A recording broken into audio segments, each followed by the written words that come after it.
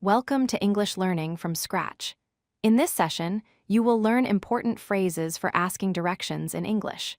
These phrases will help you find places and ask for guidance clearly and politely.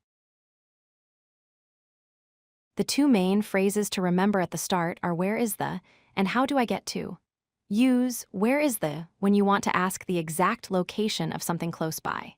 Use how do I get to when you want to ask for directions or the route to a place. You can ask questions like, where is the library or where is the bus station? These are used to find specific locations nearby. Always be polite and clear when asking questions like these. Use phrases like, how do I get to the airport or how do I get to the museum? These questions ask for complete directions or routes, especially helpful for places that are farther away or more complex to reach. Politeness is very important. Start your question with phrases like excuse me, can you tell me, or do you know? These soft starters make your question sound respectful and friendly, encouraging people to help.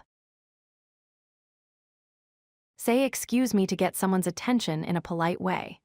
Use do you know to soften your question and make it sound less direct and more courteous. Combine polite starters with your question. For example, say excuse me, where is the train station, or do you know how to get to the hotel? These full polite questions are clear and show respect. Practice using common polite phrases in combination. For example, you can say excuse me, where is the bank, or could you tell me how to get to the subway? These sentences are useful to navigate daily situations.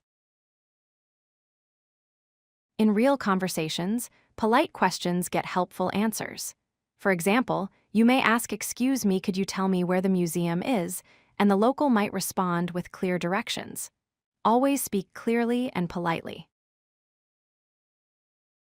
You have learned key phrases to ask for locations and directions politely and clearly.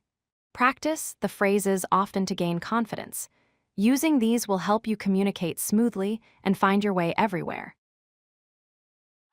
If you like this video, hit that like button and don't forget to subscribe.